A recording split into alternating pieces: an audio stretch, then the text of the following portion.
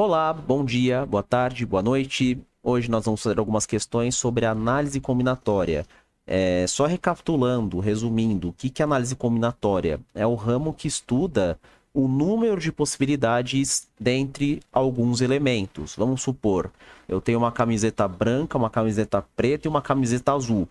E eu tenho também uma bermuda vermelha, uma bermuda verde e uma bermuda branca. Eu quero saber de quantas maneiras diferentes eu posso combinar uma camiseta com uma bermuda. E isso pode variar, né? Então, na análise combinatória, a gente faz o cálculo dessas possibilidades, tudo bem? E nós temos aqui algumas questões a respeito, né? Algumas questões para a gente interpretar, porque o que pega aqui é a interpretação. Acima de tudo, é a interpretação que faz toda a diferença para que você não cometa um erro em nenhum exercício, tudo bem? Então vamos lá. Nesse primeiro exercício, uma fechadura tradicional funciona à base de pequenos pinos que, se corretamente alinhados, permitem girar o tambor que aciona a tranca. Então, temos uma fechadura que tem pinos e cada pino assume uma posição que aciona essa tranca. Tipo um cadeado, né? Cada número tem sua posição ali diferente para acionar a tranca do cadeado. Enfim, os vales e picos na chave correspondente servem exatamente para deslocar esses pinos para a posição correta, né? Então você vai lá colocar a chave na fechadura, conforme vai colocando a chave, os pinos vão se mexendo e assume a posição para destrancar essa porta, essa fechadura, beleza? E é o seguinte, aqui já entra a informação que a gente tem que tomar muito cuidado. Se um modelo específico de fechadura usa 5 pinos e cada pino pode assumir 6 posições distintas, o número de trancas diferentes desse modelo é... Vamos lá então, pessoal. Nós temos aqui uma fechadura que usa 5 pinos, ou seja, eu vou marcar 5 espacinhos aqui, ó. Então aqui temos um pino, temos aqui outro pino, temos aqui o terceiro pino, o quarto pino e o 5º pino, beleza? Então cada pino ele assume quantas posições distintas? Cada pino pode assumir 6 posições distintas, não é? Então eu vou lá programar o primeiro pino. Ele vai ter 6 posições. Eu vou programar o segundo pino, ele também tem 6 posições. Vou programar o terceiro pino, ele também tem 6 posições. Quarto pino, 6 posições. Quinto pino também tem 6 posições, certo? Mas, professor, as posições não têm que variar? Por exemplo, você fez aqui o primeiro pino. Você pode escolher qualquer uma das 6 posições, não é? Sim, claro. A partir do segundo pino, não tem que ser 5 posições? Ou a posição do segundo pino pode se repetir com a do primeiro? Pessoal, nesse caso, pode se repetir. Porque se eu estou calculando todas as possibilidades de trancas deste modelo de fechadura, isso inclui aquelas fechaduras em que as trancas se repetem, em que as posições dos pinos também se repetem. Por exemplo, eu fiz aqui uma tranca, né, uma fechadura, em que a posição dos pinos é a mesma. É uma combinação. Eu fiz uma outra combinação de fechadura em que 5 pinos têm a mesma posição e outro pino tem uma posição diferente. Ainda assim, é uma outra combinação de tranca, tudo bem? Então, nesse caso, o enunciado ele não é específico sobre a posição do pino não pode se repetir. Nesse caso, as posições podem ser as mesmas para todos os pinos e as posições dos mesmos, tudo bem? Então, chegamos aqui nessa possibilidade. 6 posições para o primeiro pino, 6 posições para o segundo e assim por diante. Qual que é o cálculo em cima disso, pessoal? Agora é o princípio multiplicativo. Eu vou multiplicar tudo isso daqui. Vou fazer 6 vezes 6 vezes 6 vezes 6 vezes 6. Ou seja, 6 elevado à quinta potência. Fazendo aqui esse cálculo, eu vou chegar em 7.776 combinações distintas para essa fechadura. Alternativa B. Se você fizesse de um modo em que eu não pudesse repetir a posição dos pinos, ficaria como? 6 para a primeira posição, 5 para a segunda posição. Por que 5? Porque eu já coloquei uma posição no primeiro pino, então não poderia repetir para o segundo pino. Então eu tenho que reduzir progressivamente, não é? Então 6 vezes 5, vezes 4, vezes 3, vezes 2, não é? 5 pinos e eu vou colocando a redução para a posição de cada um, beleza? 6 vezes 5, 30, vezes 4, 120, vezes 3, 360, vezes 2, 720 posições. Tem alternativa também, não é? Por isso que o que pega aqui é a questão da interpretação. Cuidado com isso, tá bom, pessoal? A interpretação faz toda a diferença. E o enunciado não diz em nenhum momento que a posição do pino não pode se repetir, tudo bem? Ele fala que eu só quero as combinações possíveis para a tranca com 5 pinos. Ou seja, isso aborda todas as possibilidades, inclusive posições de pino se repetindo, fechou? Nossa alternativa correta é a alternativa B. 6 elevado à quinta, que vai dar 7.776, beleza? Vamos lá. Agora, na segunda questão, temos o seguinte. A Alice não se recorda da senha que definiu no computador. Sabe apenas que é constituída por 4 letras seguidas com pelo menos uma consoante. Lembrem-se disso, beleza? Se considerarmos o alfabeto como constituído por 23 letras, bem como que não há diferença para o uso de maiúsculas e minúsculas, quantos códigos dessa forma é possível compor? Então vamos lá. A Alice, ela vai colocar uma senha no computador dela. E essa senha tem 4 letras seguidas e pelo menos uma tem que ser consoante. Então vamos lá. Temos aqui a posição para a primeira letra, a posição para a segunda letra, a posição para a terceira letra e a posição para a quarta letra, tudo bem? Agora é o seguinte, eu vou calcular todas as possibilidades de senhas que ela pode formar, tanto com consoantes como também com vogais, sem consoante, sem vogal, enfim, vou calcular todas as possibilidades, beleza? O alfabeto tem 23 letras, e aí é o seguinte, pessoal, o exercício não diz nada a respeito sobre as letras poderem ou não se repetir. Ou seja, se ele não fala que as letras têm que ser todas diferentes, eu posso considerar as 23 letras para cada dígito que eu for colocar na minha senha, tudo bem? Ou seja, para o primeiro dígito, eu posso colocar 23 letras. Para o segundo dígito, eu também posso colocar 23 letras. Para o terceiro dígito, eu também posso colocar 23 letras. E para o quarto dígito, eu também posso colocar 23 letras. Todas podem se repetir, não tem problema nenhum, beleza? Agora é o seguinte, reparem que as alternativas estão em potência. Ele não me dá os números multiplicados, não é? E é até coerente da parte deles. Se eu fizer aqui 23 vezes 23 vezes 23 vezes 23, isso aqui ia dar um número estratosférico, não é? Ia dar 23 a quarta e ia passar dos 25 mil, se eu não me engano, enfim. Então, nesse caso, reparem, tenho 23 vezes 23 vezes 23 vezes 23, não é? Temos aqui 4 bases 23. Se eu tenho que multiplicar tudo, eu posso escrever essa multiplicação como 23 elevado à quarta potência. Propriedade da potência, pessoal. Multiplicação de bases iguais, né? Eu mantenho a base e eu somo os expoentes. Então, mantive a base e somei os expoentes. 1 mais 1, 2, mais 1, 3, mais 1, que vai dar 4. Então, chegamos aqui em 23 elevado à quarta. Aí você vai na alternativa A, você assinala ela, confiante, falei, correr para o abraço, próxima questão, ó, acabei a prova, e você vai errar. Você vai errar por quê? 23 elevado à quarta são todas as possibilidades, incluindo aquelas que têm só consoantes, incluindo aquelas que têm só vogais, incluindo aquelas que têm consoantes e vogais, não é? Então aqui vocês têm que tomar muito cuidado, porque ele me dá uma restrição.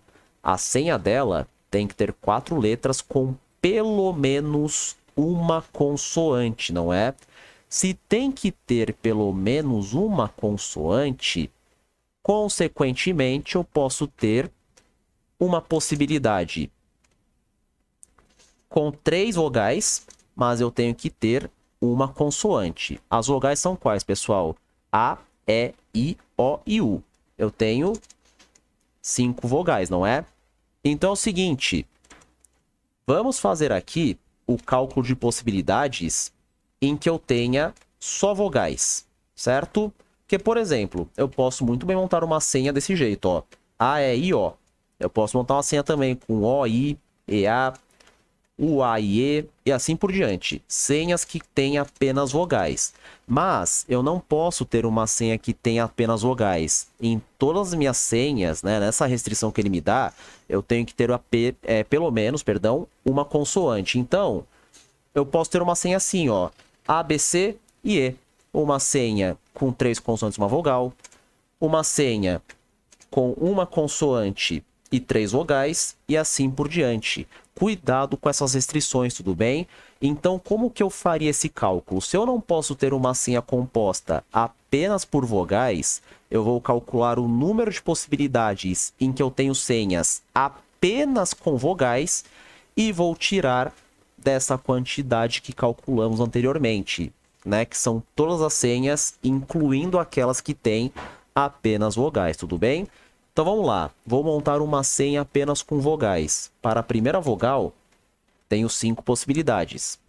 Para a segunda vogal, tenho 5 possibilidades.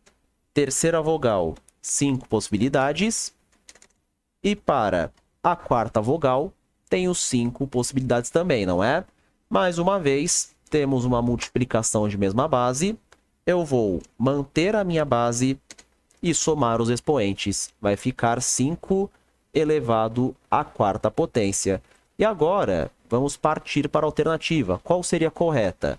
A alternativa correta, pessoal, o número total de senhas que eu posso formar, ou seja, composta só por consoantes, só por vogais, vogais e consoantes, mas eu tenho que tirar as possibilidades em que eu tenho apenas vogais. Ou seja, esse 5 elevado à quarta que eu não posso ter na minha composição da senha, deve ser subtraído, deve ser tirado, beleza? Ou seja, isso daqui vai ficar 23 elevado à quarta menos 5 elevado à quarta. Nossa resposta é a alternativa D, beleza? Inclusive, não coloquei, ó. Eu coloquei sim, a alternativa B e aqui a alternativa D, beleza? Bom, agora vamos à questão 3. Usando as letras do conjunto A, B, C, D, E, F, G, H, I, J, quantas senhas de 4 letras podem ser formadas, de modo que 2 letras adjacentes, ou seja, vizinhas, uma letra que esteja ao lado da outra, sejam necessariamente diferentes? Essa questão aqui é bem interessante e é complicadinha. Você tem que tomar muito cuidado com ela, tá bom? Vamos lá. Minha senha tem que ter 4 letras, né? Então aqui uma letra, 2 letras, 3 letras e 4 letras, beleza? E é o seguinte, vou colocar a primeira letra entre A e J, né? Entre A e J, pessoal, tem quantas letras? Posso colocar A, B, C, D, E, F, G, H e J. Eu tenho 10 letras. Eu posso colocar qualquer uma delas, não é? Porém, eu até posso repetir letra na minha senha, mas uma letra que eu coloquei aqui na primeira posição não pode se repetir para a segunda posição. Como assim, professor? Digamos que eu coloque aqui em cima a letra A, foi minha primeira letra da senha.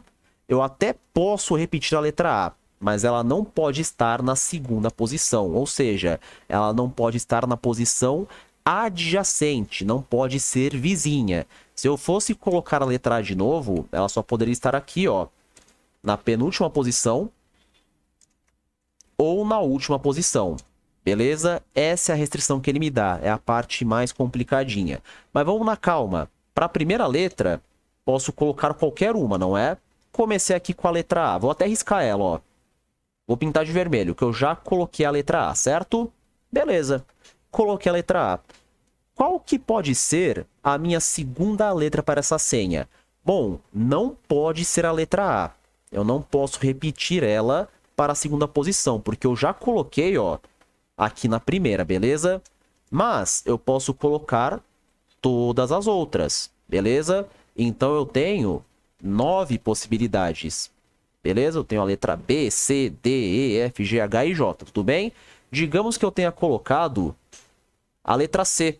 Vamos chutar qualquer letra, pode ser a letra C, beleza? Então ficou uma senha assim, ó. A e C. Minha senha tá assim por enquanto, não tá? Aí para a terceira posição, eu até posso colocar a letra A de novo, não posso? Porque agora ela não é mais adjacente, ela não é mais vizinha da minha primeira letra. Então ela poderia entrar sim na terceira posição, não poderia? Porém, entretanto, todavia, eu posso colocar a letra C? Não posso, porque a letra C estaria sendo vizinha da minha segunda letra. Eu já coloquei a letra C aqui na segunda posição, então eu não posso repetir ela para a terceira posição. Ou seja, eu posso colocar a letra A, B, D, E, F, G, H e J, mas a letra C não pode entrar. Ou seja, pode ser qualquer letra, exceto a minha letra C. Deixa eu até ajeitar aqui, ficar bonitinho. Calma aí. Aguentem aí. Peraí. Prontinho. Então, mais uma vez, eu tenho 9 posições. Eu posso colocar qualquer letra, exceto aquela que seria vizinha da que eu coloquei anteriormente. Vamos voltar a nossa senha aqui, ó. Minha senha tá assim, A, C e A de novo, beleza? Eu só não poderia colocar a letra C porque ficaria uma letra repetida da outra em seguida, não é? Então, tenho aqui 9 possibilidades. Por fim, para a minha última possibilidade, posso colocar qual letra? Bom, se eu repetir aqui a letra A na minha terceira posição, para a quarta posição, qual é a única letra que eu não posso colocar? A letra A de novo, não é? Não poderia ficar uma senha A, C, A, A. Não teria como, porque seria vizinha da que eu acabei de colocar. Mas, por exemplo, a letra C seria uma possibilidade, não seria? Agora eu posso colocar porque ela não é adjacente, ela não é vizinha da minha letra C que eu já coloquei na segunda posição, tudo bem? Então aqui, mais uma vez, eu tenho 9 possibilidades, beleza? Bem de boa. Se eu fosse fazer uma outra senha, vamos supor, digamos que eu coloque aqui, ó, letra A é a primeira. Não posso colocar a letra A porque é vizinha, não é? Vou colocar a letra D. Tudo bem. Agora, para a terceira posição, qual que é a única letra que eu não posso colocar? Não posso colocar a letra D de novo, não é? Então, vamos colocar a letra C. Para a quarta posição, não posso colocar a letra C. Ela não pode se repetir porque é adjacente. Mas, poderia colocar a letra A de novo. Por quê? Porque a letra A está na primeira posição. Elas não são vizinhas, beleza? Então, chegamos aqui nessa quantidade de possibilidades. Para a primeira letra, pode ser qualquer uma. A partir da segunda letra, terceira e quarta, não posso repetir a letra vizinha. Beleza? Chegamos isso aqui. Agora eu vou multiplicar tudo. 10 vezes 9 vezes 9 vezes 9. Vamos chegar em 7.290. A alternativa A é a nossa resposta, beleza? Isso aqui é uma questão que pega na interpretação também. A interpretação é o ponto mais importante dela, mas também é de boa. Sempre montem os espacinhos e vão colocando as possibilidades, tá bom, pessoal? Vamos lá. Agora, essa questão aqui é bem de boa, uma questão bem fácil, né? Uma montadora de carros oferece aos seus clientes as seguintes opções na montagem de carro. Lembra no começo da aula que eu falei da combinação de roupas? Eu tenho uma camiseta vermelha, uma azul, uma branca. E eu tenho 3 bermudas, vermelha, azul e branca também. Quero saber quantos conjuntos eu posso fazer com uma camiseta e uma bermuda, né? Essa questão aqui é bem parecida, ela segue bem essa lógica, né? Uma montadora de carros oferece a seus clientes as seguintes opções na montagem de um carro. 2 tipos de motores, 2 tipos de câmbios, 6 cores e 3 tipos de acabamento. E ele vai falando o que é cada item aqui, né? De quantas maneiras distintas eu posso montar esse carro? Pessoal, essa questão aqui é a mais simples possível. Por quê? Eu tenho 2 tipos de motores. Tenho que escolher um. Um carro não pode ter 2 motores, eu acho, né? Não sei, me perdoe a ignorância se puder, tá bom? Pode ter também 2 tipos de câmbios. Pode ter também 6 cores, quer dizer, eu vou escolher uma cor dentre as 6, né? E pode ter 3 tipos de acabamento e eu vou escolher um também. Agora é o seguinte, eu vou colocar as possibilidades. Primeiro, vou ali escolher o motor. Eu tenho quantas opções de motores? 2 opções. Depois, vou escolher os câmbios. Também tenho 2 opções. Depois, vou escolher as cores. Eu tenho 6 opções. Por fim, tipo de acabamento. Eu tenho 3 opções. Prontinho. Coloquei cada item que eu tenho que escolher. E para calcular o número de combinações possíveis para esse carro, vou multiplicar tudo também. 2 vezes 2, 4. Vezes 6 vezes 3. Eu tenho um total de 72 opções para a montagem desse carro, beleza? E a questão de número 3 também está concluída, fechou? Vamos lá, próxima questão. Deixa eu ver o tempo do vídeo só. Tá com 20 minutos, tá de boa, tá tranquilo, tá favorável. Vamos lá. Paula está arrumando a sua estante. Em uma das prateleiras, ela tem 2 livros de romance, 4 livros de filosofia e 2 livros de suspense. Se Paula quer manter juntos os livros de mesmo tema, de quantas formas distintas ela pode arrumar os livros na prateleira? Então vamos lá. Ela tem 2 livros de romance, não tem? Ela tem Diário de uma Paixão. Vamos colocar nomes aqui. E tem A Escolha, do Nicholas Sparks, hein? A escola não, A Escolha. Sei que é a questão da escola, mas aqui o livro chama A Escolha. Ela tem aqui esses 2 livros de romance. E ela pode organizar esses livros de romance de quantas formas diferentes? Eles têm que ficar juntos, pensem nisso. Então, eu posso ter a seguinte combinação. Diário de uma Paixão e A Escolha, não é? Se eu for fazer isso matematicamente, para o primeiro livro eu tenho 2 possibilidades e para o outro livro uma possibilidade de organização, não é? Então ela pode organizar esses 2 livros de romance de 2 formas diferentes, beleza? Depois, ela tem o quê? 4 livros de filosofia. Então, peraí, deixa eu ajeitar aqui. Prontinho. Ela tem 4 livros de filosofia. Ela tem um livro do Bauman. Ela tem Sociedade Líquida. Ela tem Amores Líquidos. Ela tem Tempos Líquidos. E ela tem um do Paulo Marçal. Tô brincando, tá? Tô brincando. Pelo amor de Deus.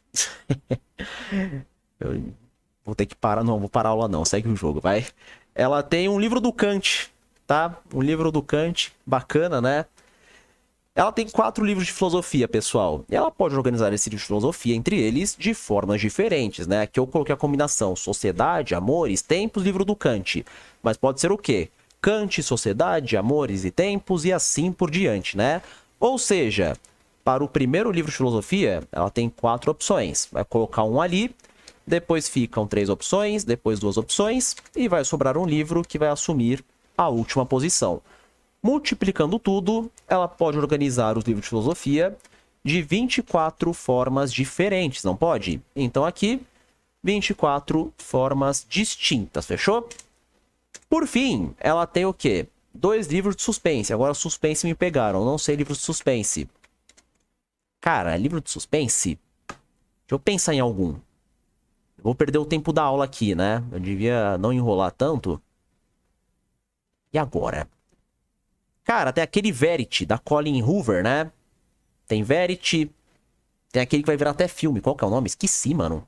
Tem Verity, é assim que acaba. 2 livros de suspense, né? Porque ela também pode organizar de 2 formas diferentes, né? Então, ó. 2 livros para a primeira posição. 1 livro para a primeira posição. Ela tem aqui 2 livrinhos de suspense, né? E eu vou organizar esses livros. Porém, os livros têm que ficar juntos de acordo com o tema, não é?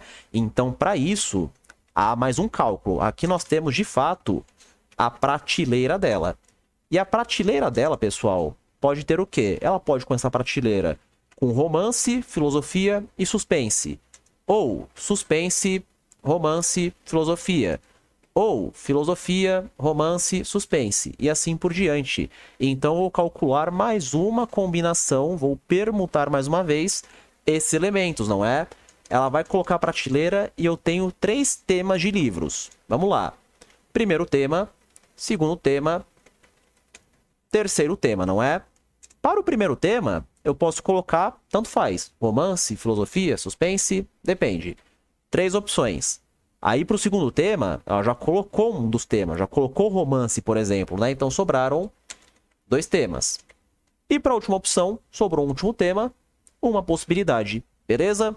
Ou seja, 3 vezes 2 vezes 1, eu tenho 6 combinações distintas para fazer na prateleira dela. Pode ser suspense, romance, filosofia e assim por diante. Tá, e o que eu faço com esse bando de número agora?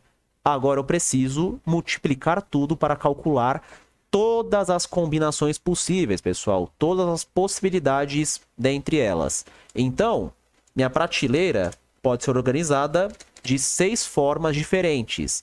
Assim como meus livros, pode ser organizado, os livros de romance, desculpa, podem ser organizados de 2 formas diferentes. Os de filosofia, de 24 formas diferentes. E os de suspense, de 2 formas diferentes também. E agora eu vou multiplicar tudo. Números pequenos primeiro, tá? 6 vezes 2, 12. Vezes 2, 24. 24 vezes 24 vai dar 576 formas distintas de eu organizar esses livrinhos, beleza? A alternativa D também é a nossa resposta final, beleza? Essa questão aqui foi um pouquinho mais longa, mas, gente, na calma, vão montando as possibilidades, vão fazendo tudo na paz do Senhor, beleza? Vamos lá, próxima questão, meus amigos. Essa daqui é interessante também. Considerando os anagramas da palavra Brasil. Deixou o tempo do vídeo, quase meia hora, beleza. Aulão intensivão do Leleco para fazer essa aula, né? Vamos lá. Considerando os anagramas da palavra Brasil, a quantidade em que as vogais não aparecem juntas é o quê? Vamos lá então, pessoal. Nessa questão, o que eu recomendo?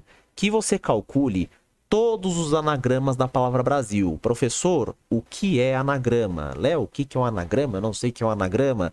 Pessoal, anagramas são palavras em que você mistura as letras formando outras palavras com ou sem sentido, tá bom? Por exemplo, se eu pegar a palavra uva, eu posso escrever a palavra dessa forma, avu. Ou então, voar. Ou então, uavê. E assim por diante. Inclusive, a palavra original, a palavra uva, também consta como um dos anagramas, tudo bem? Vamos lá, galera. Palavra Brasil.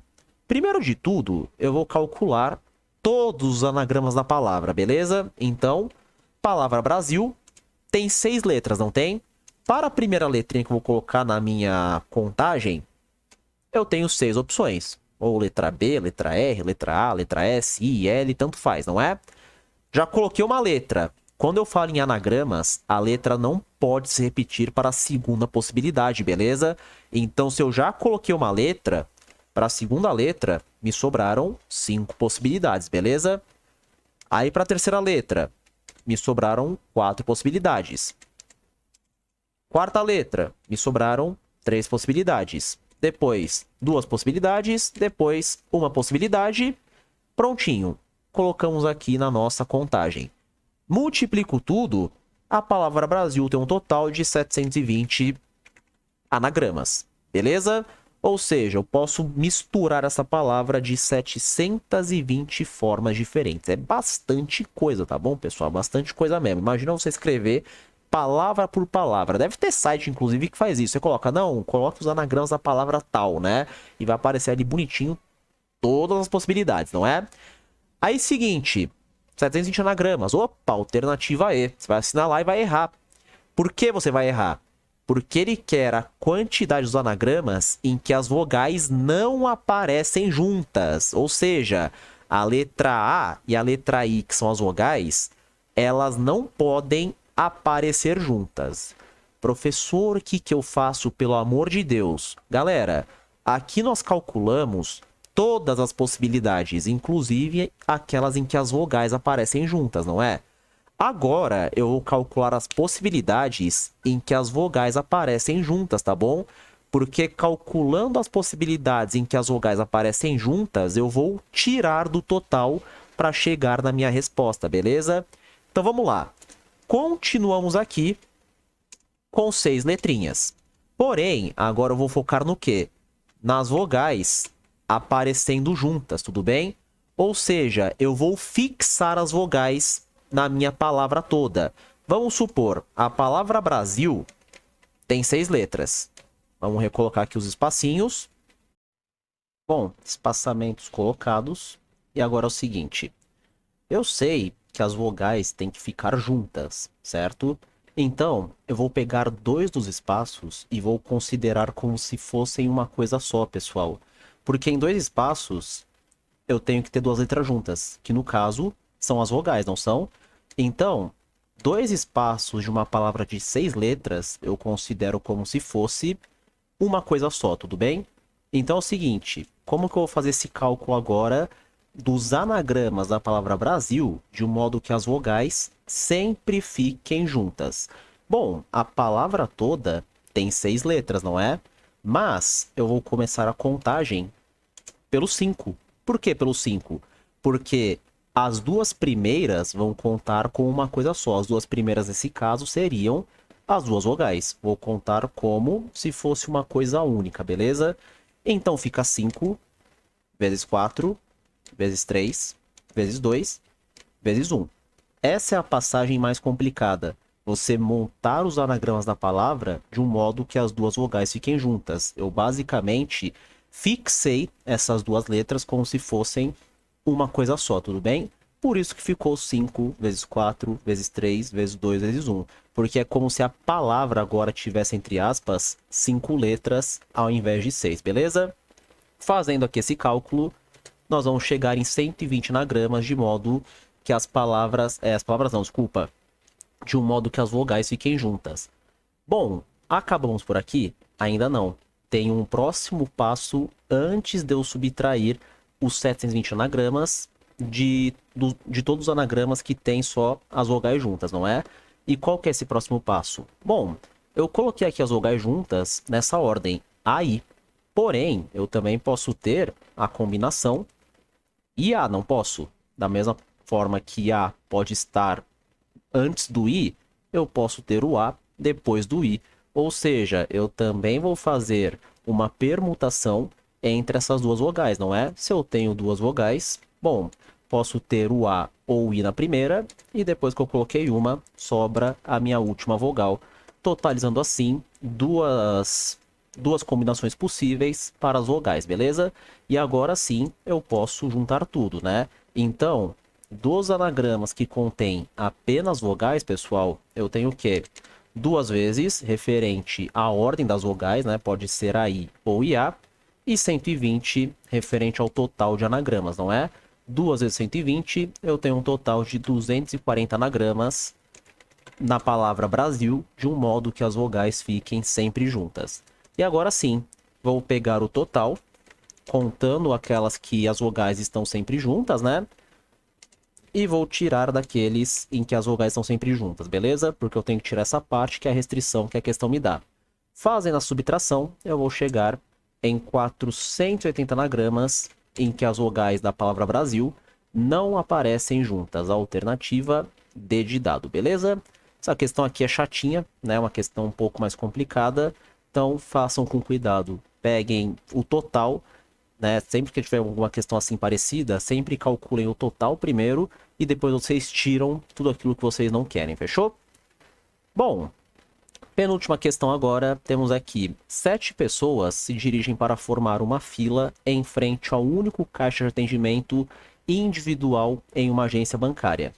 Dessas 7 pessoas, 4 são idosos. Um servidor da agência deverá organizar a fila de modo que os idosos sejam atendidos antes dos demais. Nessa situação, a quantidade de maneiras distintas de se organizar a fila é igual a quanto? Bom, pessoal, aqui eu também vou calcular separado. Eu tenho um total de 7 pessoas, não é? 4 idosos e 4 não idosos, né?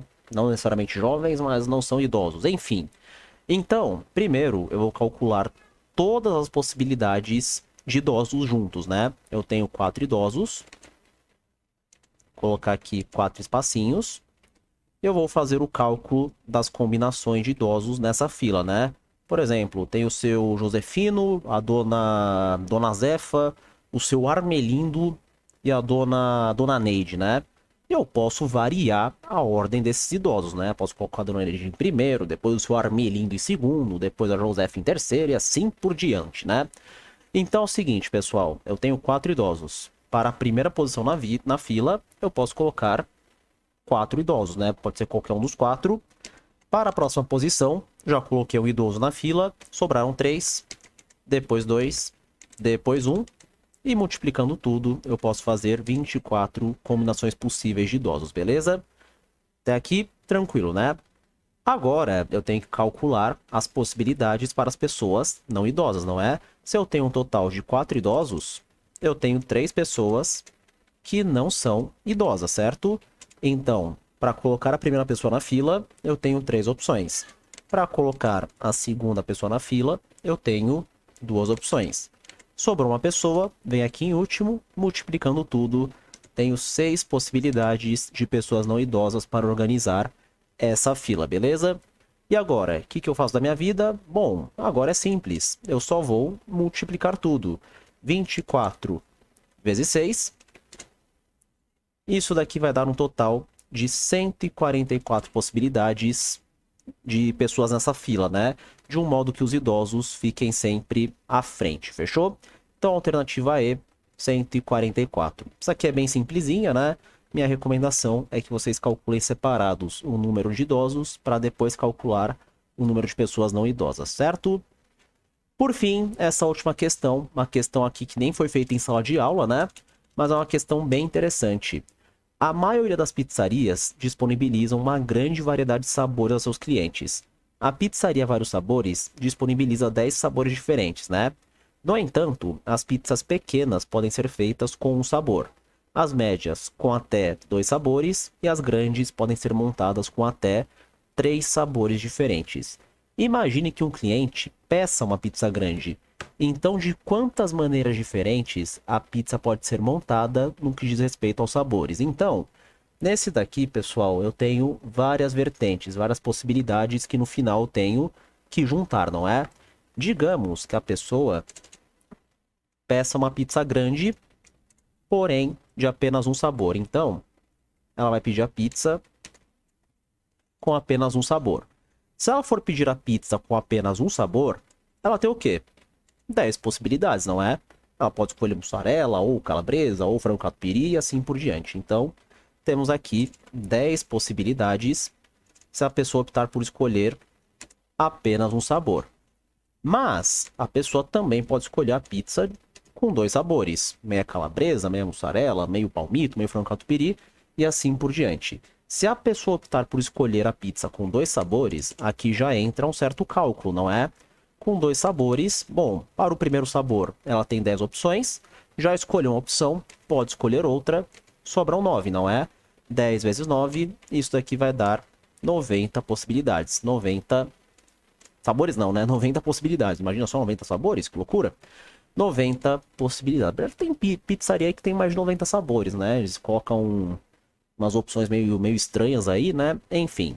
Então, se a pessoa escolher uma pizza meio a meio, ela tem 90 possibilidades de escolha para o sabor da pizza, tudo bem? Agora, e se a pessoa escolher 3 em 1, né? Se ela escolher uma pizza com 1/3 de cada sabor. Nesse caso, mantenho a lógica de cálculo, não é? Se a pizza vai ter 3 sabores, para a primeira opção, ela tem 10 possibilidades de sabor. Para a segunda opção, 9 possibilidades. E para a terceira opção, 8 possibilidades. Somando tudo isso, chegaremos 10 vezes 9, 90, vezes 8, 720 possibilidades, beleza? E agora é o seguinte, se ela escolher 3 sabores, 720.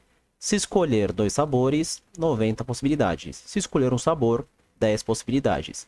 Aí é o seguinte, vocês estão acostumados a ver a gente multiplicando tudo. É que nessa multiplicação a gente tem as possibilidades misturadas, né? A gente está juntando todas as possibilidades. Mas nesse caso, nessa questão, eu tenho casos independentes, não é? Ou seja, isso daqui é se a pessoa escolher apenas um sabor, isso daqui é se ela escolher 2 sabores, isso daqui é se ela escolher 3 sabores. Então, nesse caso, ao invés de multiplicar tudo, eu vou somar as possibilidades, tudo bem? 10 possibilidades, se eu escolher um sabor, mais 90 escolher 2, mais 720 se escolher 3 sabores, não é? Somando tudo isso, eu vou chegar em 820 possibilidades de sabores de pizzas, né? Caso ele escolha a pizza grande, beleza? A alternativa D, finalizando assim a nossa primeira lista de análise combinatória, beleza? Se tiverem qualquer dúvida, pessoal, podem me procurar, entrem em contato, tirem as dúvidas. Por hora é isso. Em breve eu solto outra lista explicando um pouquinho mais algumas questões de análise combinatória, fechou? Bom final de semana, se